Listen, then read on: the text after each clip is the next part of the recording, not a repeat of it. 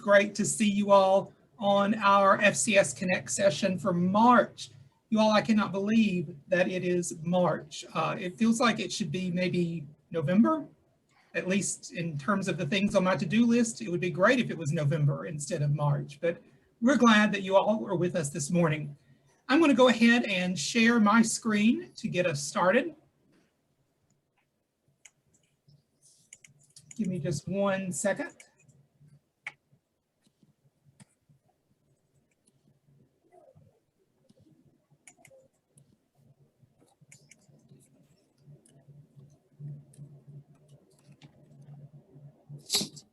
Can you all see a really large slide that says FCS Connect? Thank you, Dr. Washburn. Great. Well, again, welcome to FCS Connect. And today we've got a question to get us started and to get our chat box going.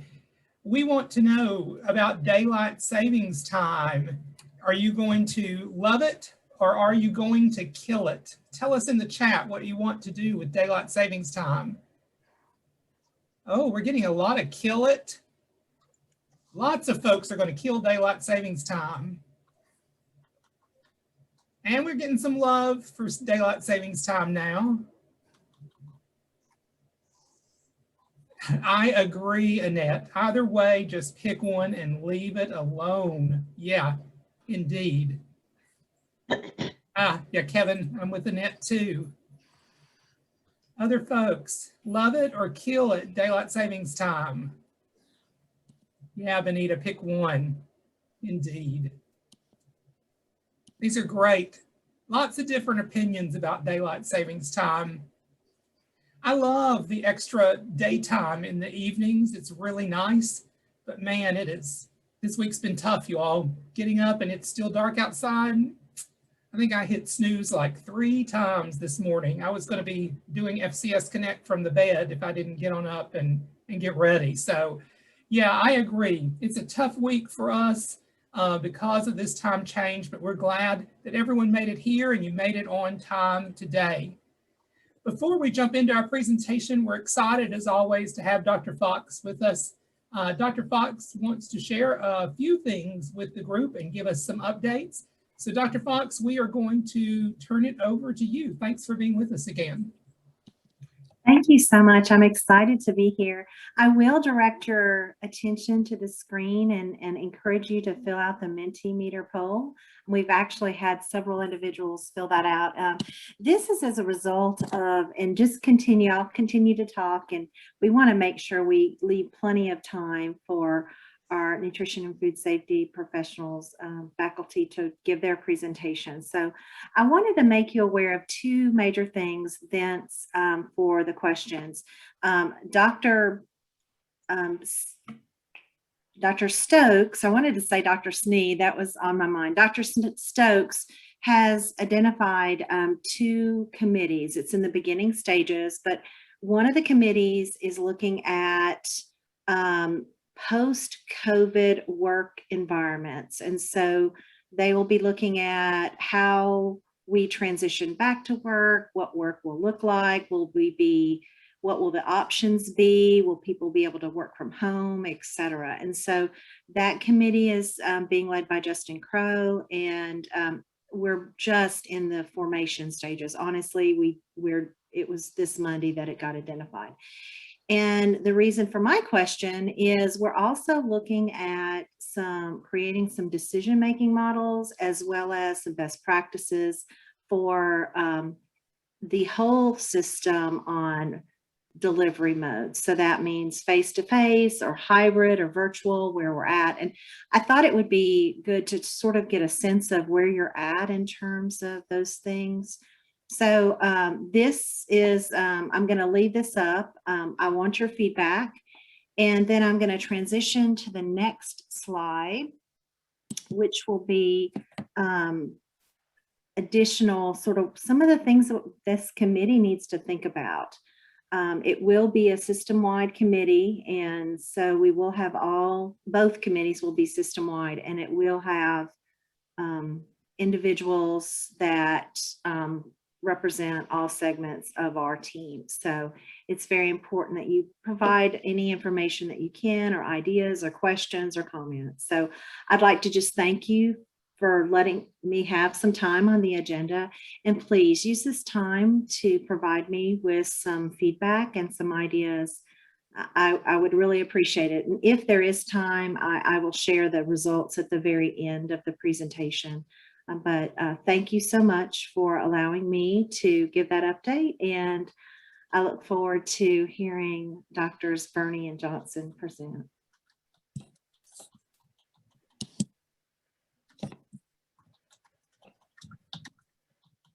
Thanks so much, Dr. Fox. And you all can keep filling out that poll. And Dr. Fox, if you'll remind Dr. Washburn at the end, I know that we can carve out a few minutes because I want to see the results to the survey as well. All right, I'm going to go back to share my screen once again. All right, Dr. Washburn, are we good? Can you see my screen? Awesome. Well, you all, we have come a long way and we have covered a lot of content in our time together with FCS Connect. I have enjoyed these sessions and they have certainly been great during this time of COVID to see you all and to be able to connect with all the folks across the state.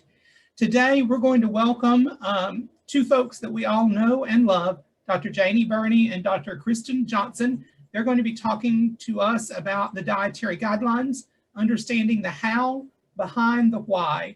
And I am going to turn it over to Dr. Johnson and Dr. Burney. I'm going to stop sharing my screen and give them the ability to share theirs and drive the presentation. So take it away.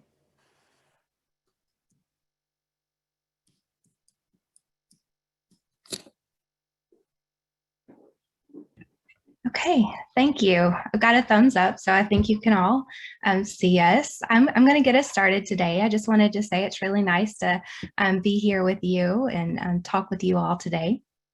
So today we will be talking about the dietary guidelines for Americans.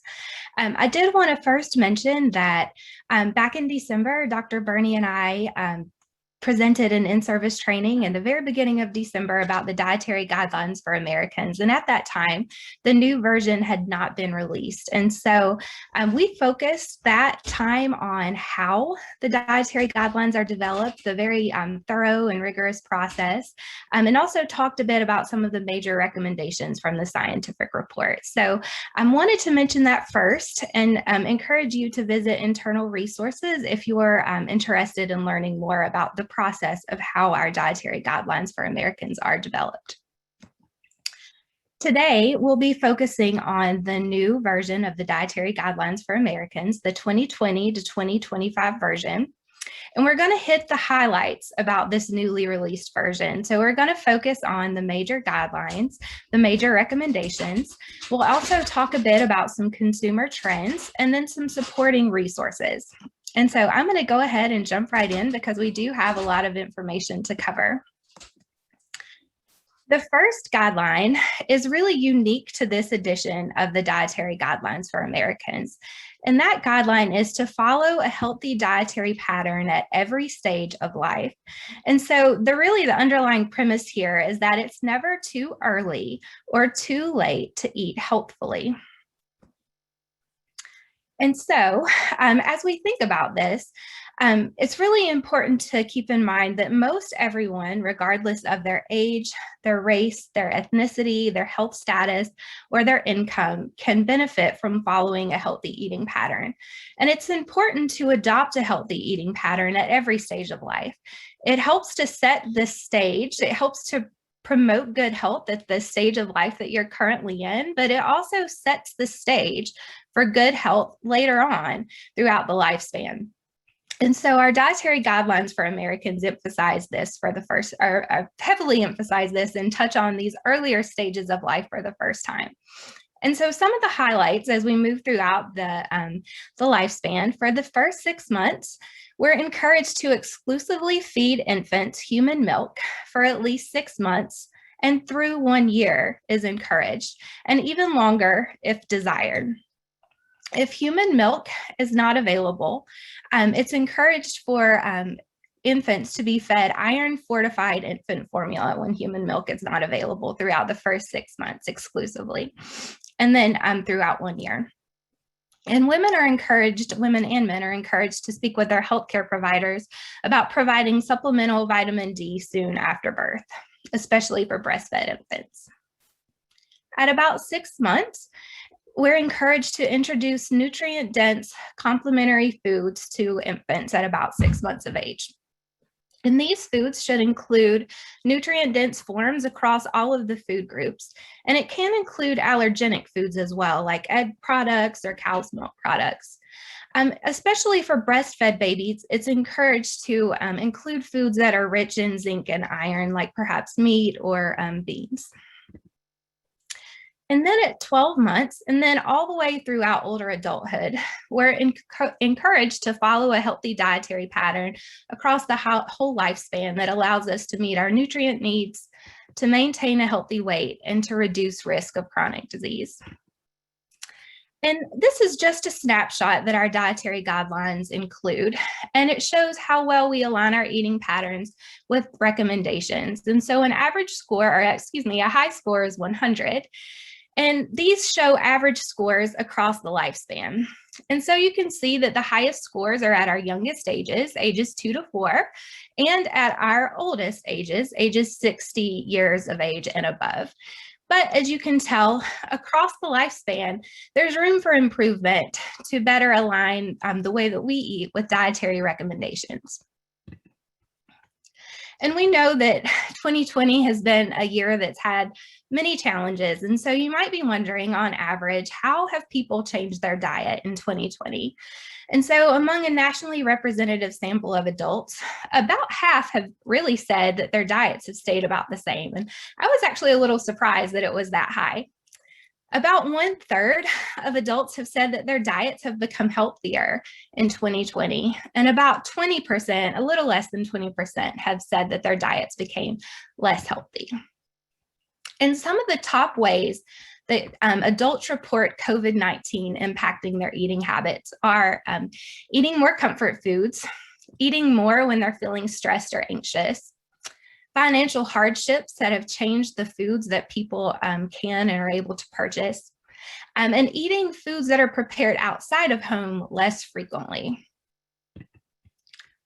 Among parents and caregivers, the numbers for children are pretty similar. So a little over 50%, a little over half, have said that their children's nutritional status has remained pretty much the same as a result of COVID-19. About 30% have said that their children's nutritional status has improved, some due to eating healthier and eating more homemade meals. And about 10% have said that their children's nutritional status has become worse because of COVID-19 due to snacking and then also having a limited variety of fresh and healthful foods. And so as we move forward, helping people of all ages across the lifespan develop healthy eating patterns and meeting them where they are, I've linked a couple of resources that can help people meet the nutrient needs specific to their stage of life. And I won't go over these in depth, but I did just want to let you know that you'll have access to these, and I've linked them for you so that if you have questions or doing some programming that touch on lifespan nutrition, that you have easy access to resources. I've included some that are specific to feeding young children, 6 to 24 months of age, breastfeeding and feeding infant formula. And because this is such a new topic for the Dietary Guidelines for Americans, if you have any questions or want to learn more, please reach out to me. And I did just want to end this, this first guideline by just mentioning that our community health faculty talked about this topic in depth last week, so I just wanted to touch on it. But we know, because it is so incredibly important, but we know that individual food choices are shaped by multiple factors. And I just wanted to mention that work that we do and community partners do that facilitate environments, policies, and systems that support helpful food access, affordable food access for everyone is incredibly important. And now I'm going to turn it over to Dr. Burney, who's going to talk about some really good and important information about customizing our food choices. Okay, thank you, Kristen. I get to do guideline 2, which is to customize and enjoy nutrient-dense food and beverage choices to reflect personal preferences, cultural traditions, and budgetary considerations. The key word here is customize. We're never going to get people to eat one kind of food just because it's healthy. And you're probably not going to get a person who likes fried chicken or big steaks to eat tofu instead. So, but maybe we can teach them how to prepare that chicken in a healthy way. So as educators, we must help them figure out what to eat that fits with their tastes and their lifestyle and their budget as well.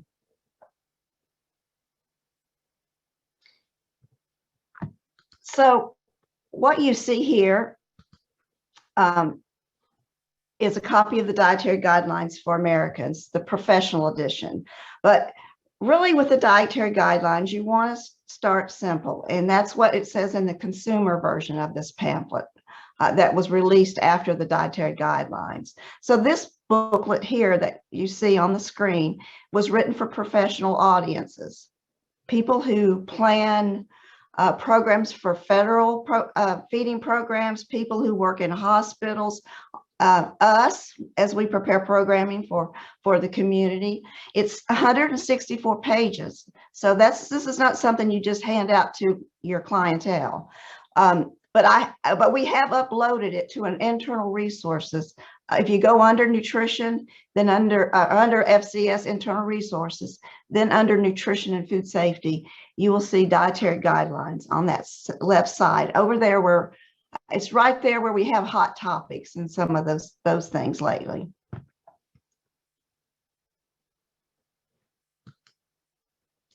Okay, Kristen. Okay, you got it. So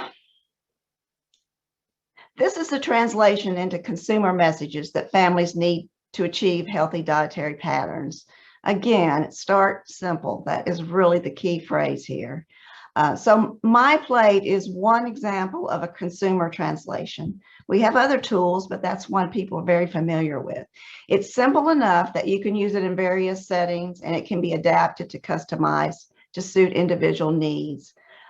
Sometimes I struggle with mixed foods. You know, a lot of times we're eating out of bowls now, power bowls and rice bowls and all kinds of different bowls, but it can be adapted and customized. But it can help families follow a healthy dietary pattern from birth to older adulthood, just as Kristen explained a few minutes ago. So we also have a copy of this in color and in black and white uploaded to internal resources. And so Kristen and I have great hopes over the next 5 years that we'll have more resources related to the dietary guidelines. I think she may have a few publications in the pipeline for you. So this is where you will find this information until they're released again. Okay, so the consumer publication has broad recommendations that really come together over the course of a day or a week, and that forms the basis of healthy eating routine. These messages, if you look at these, they haven't really changed since the last version of the dietary guidelines, which is good because people get really tired of us, you know, saying one thing one day and one thing the next. But these are really good, solid recommendations, and that they probably will stay around for a while. Okay, what you can do while we're talking about customization, you can encourage people to go to My Plate Plan, which is on the My Plate website, to get a personalized approach. So they have this widget that you download, and you can embed these widgets on any blog or any web page and let people make their own plans. So once you've added the widget, the content will be automatically maintained and updated by the My Plate team. So we don't have that responsibility, thank goodness. But this is a tool you could push out through your social media outlets or your classes. So, you know, I really feel strongly that if eating is not customized, it will not be enjoyed. And if food is not enjoyed, it won't be eaten. It's just as simple as that. So think about ways you can use this in your programming. You may be reaching a group of individuals who eat a Mexican cuisine or a Vietnamese or regional cuisine, such as traditional Southern cuisines. One book that I have in my library, I don't know if you've all ever seen this, but it's a wonderful book, a good read. This is a book from 2018 in my library that was recommended to me, and I really enjoy the history of food. I would spend a lot of time on that if I had that luxury, but it's really fun to read about that. I love history, so putting food and history together is really a great thing for me. But this is called The Cooking Gene, A Journey Through African American Culinary History in the Old South, and it's written by Michael W. Twitty, and he's a culinary and cultural historian, and he's the creator of a website called afroculinaria.com, which I put up there for you if you're interested. This is the first blog devoted to African American historic foodways and their legacy. And he has just released a new book this month called Rice, which I've already ordered from Amazon. So it'll come here maybe tomorrow. I'm anxious to see it, but this is a really good read. But I'm showing you this because I want to spark your interest in developing workshops or programming focusing on healthy eating patterns for other cuisines or cultures. In this case, the African American culinary history, which I think would resonate with a lot of our citizens in Tennessee. Workshops or classes or even a book club on historic foodways might be fun. I really think Extension needs to focus on cultural preferences and help folks find healthy ways to include their favorite foods within their budget. I know I sound like a stuck record, but that is so critical. Anybody who's interested in this, I'd like to hear from you. Send me an email or whatever, and maybe we can come up with some exciting new programming ideas. So I'm going to turn it back over to Kristen, who's going to focus on now on meeting nutritional needs with nutrient-dense foods. Thank you. So we are halfway through our 4 guidelines. I may have forgotten to mention there are 4 major guidelines in the very beginning. We knew we had a lot of information to cover and want to make sure that we leave time for everyone who's speaking today. So Dr. Burney mentioned some important considerations for customizing our food choices so that it meets our personal and cultural and budgetary considerations. And so now I'm going to talk about guideline number 3, which is another consideration, and that is focusing on meeting our food group needs with nutrient-dense foods and beverages and staying within calorie limits. And so our dietary guidelines tell us that more than 80% of people in the United States have eating patterns that are below recommendations for fruits, vegetables, and dairy.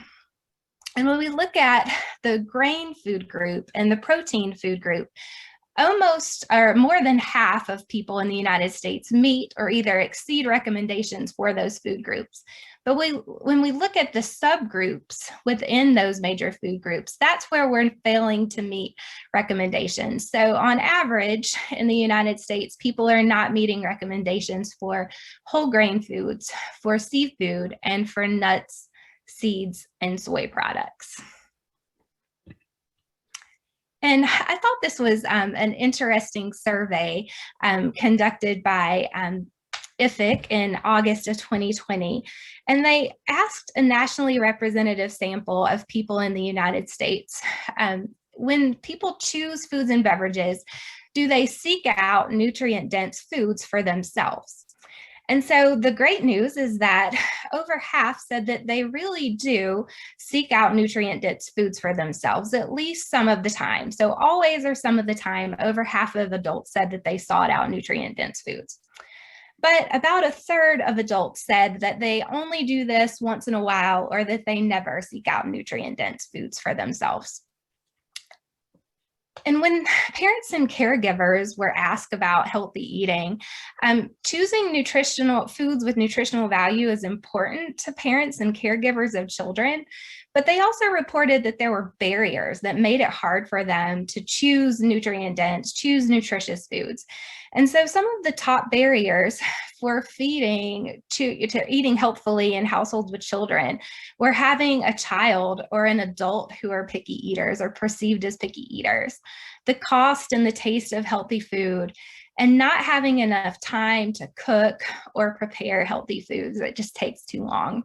And so I know for myself and my family, certainly some of these barriers come to mind for me as well. And so I'm curious if these barriers are something that you experience in your programming or maybe your own household, or if there are other barriers that come to mind for yourselves or for your families.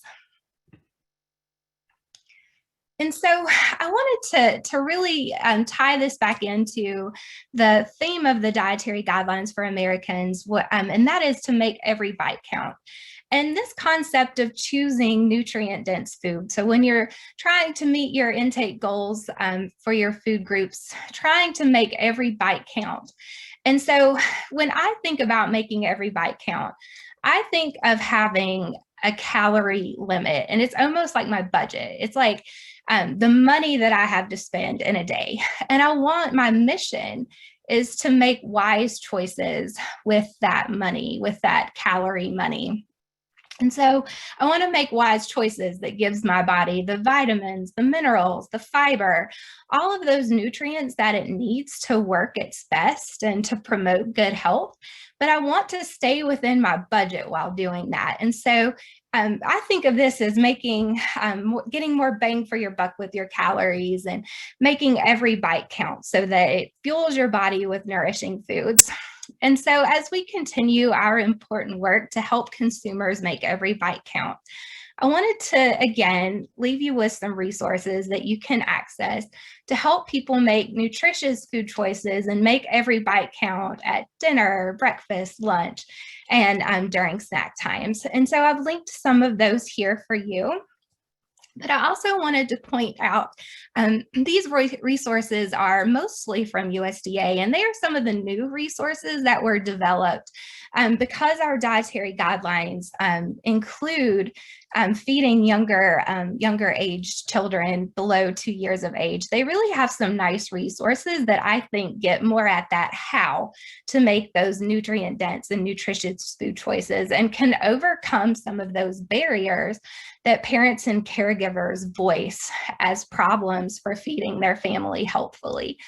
So there's some resources on phrases that can help and hinder, resources that can help children get involved in meal preparation and choosing meals, tips for picky eaters. And I've also linked some resources on division of responsibility. So again, if this is something that you have questions about or want to learn more, you can visit these resources, or please feel free to reach out to me. I've also linked some meal planning resources. Some of these might be new or might be some that you've used before that can help get at that time barrier, planning and ways to eat healthy on a budget and make healthy meals for individuals and for families. And I'm now going to turn it over to Dr. Burney again, who will talk about the fourth guideline. Okay, so I get guideline 4, the fun guideline. But guideline 4 is to limit foods and beverages higher in added sugars, saturated fat, and sodium, and limit alcoholic beverages. So again, here the key word is limit. We don't expect people to totally remove them from their diets in order to have a healthy diet, but limit.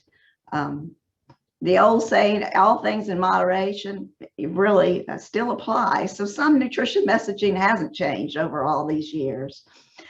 So this is not a new version. This is not new to this version of the dietary guidelines. These recommendations really have remained about the same. But just to point out, I think the difficult part of this for most people is that we need 85% of our calories from the food groups. So that only leaves 15% for everything else. And we eat a lot of everything else. So this is only at 250 to 350 calories for most Americans. So I think our challenge in extension is to get people to not swap their calories from the food groups for the calories from the other foods. So, I'll have a donut instead of having, some whole grain cereal for breakfast or whatever. or to get people to not to add excessive number of calories, which also happens. So I think that's probably where the work needs to be done, is trying to figure out how to accomplish this. And it's difficult because our food environment is just, we just have all these, the added sugars and all these different things so easily available. And we also often eat them when we're being sociable, when it's not COVID. I mean, we're out, and I suspect people are going to be out eating a lot more after COVID. I think they're going to be excited to get out. So we'll probably see all that pick up again. But, you know, like I said, our challenge is to help people accomplish this. And it really depends on how often, you know, they substitute low nutrient dense foods for the ones in the food groups, and whether or not it becomes a pattern over time, because everybody has days that they do this, but what's important is over time. So the nutrient density and the healthfulness of what people eat and drink often is determined ultimately, though, by how a food item, a dish or a meal is prepared, you know, whether it's prepared at home or away from home, or how it's produced by the manufacturer. The research used to develop the dietary guidelines suggests that a healthy dietary pattern limits sugars to less than 10% per day. That's added sugar, excuse me. I think it's important to point out that this is added sugar and not the naturally occurring sugar in foods such as lactose in milk and sucrose, fructose, and glucose in fruits and vegetables. Sugar has really received a lot of bad press all over the media and in diet books. But remember that we need naturally occurring sugar and a small amount of added sugar for health. So just to put this into perspective, in food preservation, I've really become attuned to this. There's just some things that have to have sugar in them if you're going to preserve them. Added sugars can help us with preservation. They as you know, they can inhibit the growth of bacteria that can make us sick. They also contribute to functional attributes such as viscosity, texture, body, color, and browning capability. So they do all those things too. And actually, they can help improve the palatability of some nutrient-dense foods that may taste pretty bad alone and need to be enhanced just a little bit. In fact, the nutrient-dense choices that are included in the healthy U.S.-style dietary pattern, which we've had for some time, are actually based on the availability of added sugar in the U.S. food supply. And, you know, it's small, about 17 to 50 calories, but it's included in how many servings that they recommend for each calorie range. So we really need to encourage strategies for reducing added sugar that are doable for people and something that they can live with for the rest of their lives. That's the key there. It becomes a pattern, not just a short-term diet. And over time, you can get used to eating less added sugar. It may take a while, and some people it's harder than others, but it can happen. So for those 2 years and older, intake of saturated fat should be limited to less than 10% of calories per day by replacing saturated fat with unsaturated fats, particularly polyunsaturated fats. Some of these fats are inherent in foods, such as some of these meats you see on here, these high-fat meats. And some are added, such as putting butter on toast or sour cream on a potato. I didn't intend to really promote potato chips as a source of saturated fat, but it is a good talking point here. I think in the case of chips and other salty snacks, whether they have saturated fat depends on the kind of chip that they are. And many of the manufacturers have switched to oil. So for example, I looked at some of the labeling on Lay's classic chips. So 1 ounce of Lay's classic chips has 10 grams of total fat, but only 1.5 grams of saturated fat because they use sunflower, corn, and canola oils. And if you look at the label on baked Lay's, it says 2 grams of fat and 0 grams of saturated fat. So they manufacturers are making strides in those areas. The National Academies recommends that trans fat and dietary cholesterol consumption be as low as possible without compromising the nutritional adequacy of the diet. You know, we don't want to be people to be so restrictive that they actually leave off good foods because they're worried about a little bit of cholesterol. I guess eggs are a good example of that. But just as a reminder, as of June 2018, partially hydrogenated oils, the major source of artificial trans fats in the food supply, they're no longer generally recognized as safe or have GRAS status. So these partially hydrogenated oils or artificial trans fats are no longer being added to foods by manufacturers. So, you know, policies do change. Takes a while, but they do. So let's look at sodium intake. Sodium intake should be limited to 2,300 milligrams or less. And you can about imagine what we eat in this country. We actually, intakes average from around 2,000 to 5,000. So this is a struggle for a lot of people. When really only a small amount of that is from sodium inherent in foods or from salt that we even add in cooking or at the table. Because that's always kind of gotten a bad rap too, is don't salt your food. But really what's happening is most is coming from salt added during commercial food processing and preparation, including foods prepared in restaurants. If you look at, it's very frustrating for me because you might want to choose a healthy chicken option in a restaurant, like a fast food restaurant, but you look at the sodium content, you know, that they brine that chicken with. So it's really, really a struggle to eat out. And if you eat out a lot, you're really going to have trouble with sodium. So this is why it's so important for us to teach people how to read those labels on prepared foods so they know what they're getting and they can make good comparisons. And this is a really strong reason to cook more at home if you can. When you know how much sodium is in tomato sauces and in soy sauces and other ingredients you cook with, you can eliminate other salt in a recipe and not even tell the difference. So it's a balancing act, and you have control when you're cooking it for yourself. So the final and the fun slide is the dietary guidelines and alcohol. And I want to say up front that the dietary guidelines, they don't recommend that individuals who don't drink go out and start drinking now for any reason for health. There's also some people who should not drink at all, such as if they're pregnant or might be pregnant, or they're under the legal age for drinking. If they have certain medical conditions and they're taking certain medications that can interact with alcohol, which this affects a lot of people these days. And if they are recovering from an alcohol use disorder, or if they're unable to control the amount that they drink. These are reasons not to encourage alcohol consumption. The advisory committee for the dietary guidelines actually, that in that report, the research report, actually recommended 1 or less for both men and women. But this didn't make it into the dietary guidelines. It stayed 2 for men or less. So there must have been a few men on that committee, I suspect, when they developed these.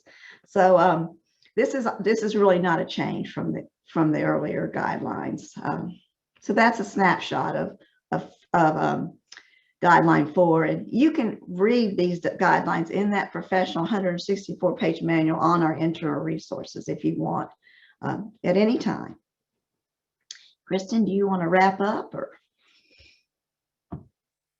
Sure. I think this is our final slide. That was just a overview of the major recommendations within the dietary guidelines for Americans. I think that a lot of the messages were very similar and consistent with the previous version of the dietary guidelines for Americans. And one of the things that I really thought of is, although we discuss these guidelines individually, they all work together to promote healthy eating patterns for everyone across the lifespan. Hopefully this was a nice introduction to our newly released version of the dietary guidelines for Americans. And we appreciate the opportunity to get to cover the highlights with you today. I had a couple questions about the alcohol.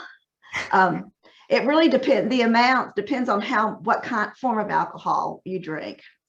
And Kristen, you correct me if I'm wrong, but an 8-ounce glass would be more like a wine, that type of, or even like a mixed drink. About 2 ounces, I think, of just the harder straight liquor. But people drink, beers now that have, less alcohol in them. It's really hard. But if you tell people 2 drinks a day, and just kind of, I guess 2 ounces of bourbon would be what it would be, not an 8-ounce glass. And Chris, I'm just not even going to comment on your chat there. It's so funny, Janie. My doctor said I can't stockpile it either. Like, I was just not going to drink all through the week and then have 10 opportunities to drink on the weekend. And she said it doesn't work that way. So totally disappointed.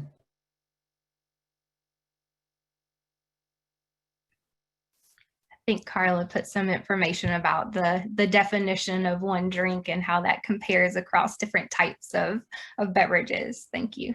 Yes, that's good. Thank you, Carla.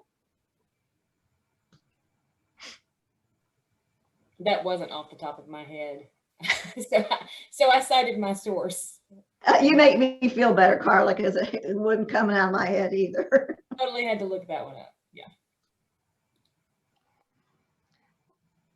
Thank you, Dr. Burney and Dr. Johnson, for sharing that information and reminding us all of dietary changes that we might need to keep an eye on.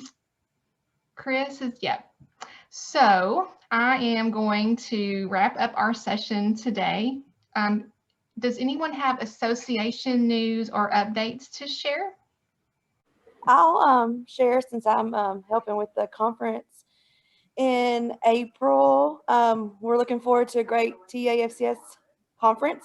We're going to be masked up, social distance. It's going to be a little different, but we're going to make the best of it in Memphis at Graceland. So we're looking forward to it. Looking forward to Dr. Fox being a speaker with us during that time. And we've got some great things planned. So we're going to mask up and have a good time. So look forward to seeing the ones that are coming in a few weeks. Thanks, Katie. Lisa, I'll share on behalf of Epsilon Sigma Phi. This is Michelle Atkins, and I think most people saw the email from Kane Reeves that the state ESP meeting date will be December the 9th. Thank you. Thank you.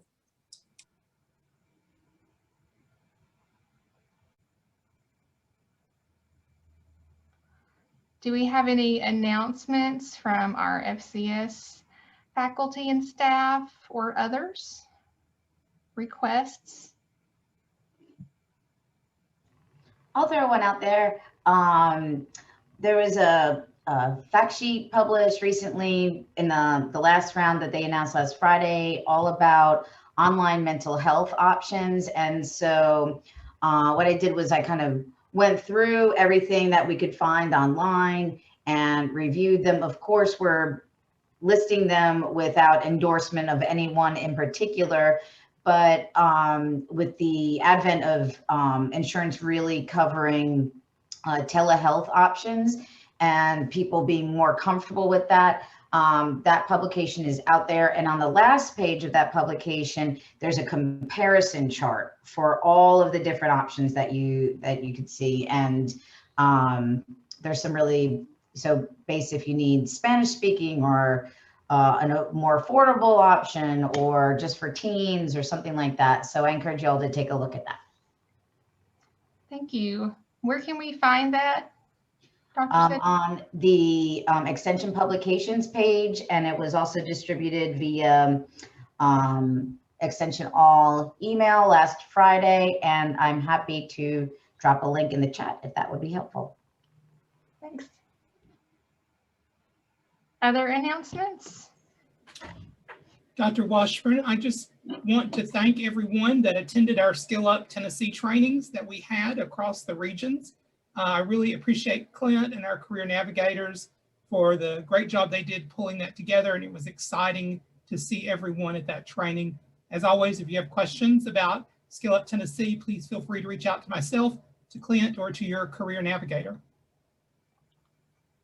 Thanks. I have a couple of announcements. One is about the third Prompt Tennessee webinar in our series. These are the webinars that are focused on opioid misuse and abuse in partnership with East Tennessee State University. The next one is on March 24th, so it's a little less than a week from today. And if you're not signed up, you can find the registration link at prompt.tennessee.edu. And the second is a heads up to look out for an email about a training opportunity that is listed in Super, but we'll be doing Zoom registration for it. And that is the Volunteer Engagement Virtual Academy. It's over 4 days. It's kind of a mid-morning. It's not a lunch and learn, you know, but it's short. And the first one of those is April 13th. It's in partnership with Texas A&M Extension. So their agents are registering. And I think it'll be a great opportunity to learn more about volunteer engagement with a focus on master health volunteers who can support all of our FCS knowledge areas.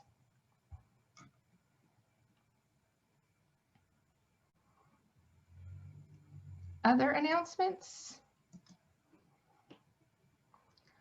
Well, we have 2 sessions left, and next week we'll be hearing from our creative content team, and they'll be addressing bridging digital and physical experiences. So that's a very timely topic for us, and we hope to see you there. I am dropping a link in the chat to our evaluation for this session. So we hope that you guys will all visit that to help us assess what we've been doing with this series, and we'll factor that information in when we make decisions about what to do after this series wraps up in May. And Dr. Washburn, can we give some time to Dr. Fox to close with any feedback? Yes, absolutely. Dr. Fox? Thank you. Here's the final Mentimeter, and we're going to just share it, and then I'd be glad to turn back the program. So we had 37 individuals fill out the first question, which is preferred method of delivery. Hybrid looks like it's the most popular at this point, face-to-face, and then for 4 people prefer virtually. And as we look at the next question, and I'll be glad to send this out, compile it, maybe organize it a little bit, but a lot of really insightful comments. There's still time for you to fill it out if you'd like to, and I will leave the poll up after FCS Connect, so you will have the opportunity. But it looks like there's focuses on audiences, there's focusing on just being professional and promoting a quality product. And then the short-term and long-term impacts and that time factor. Really that participant focus is coming up again in terms of that, and the ability to reach more different audiences. And I love this, the natural experiment here. So yes, we need to, as Extension has always done, we need to learn as we go along and put in best practices, and then really targeting the different programmatic areas beyond FCS as well, allowing staff to work from home, reaching new audience, and then just understanding that each county is unique and that we really do need to think about issues like broadband, internet access, the community meeting spaces, etc.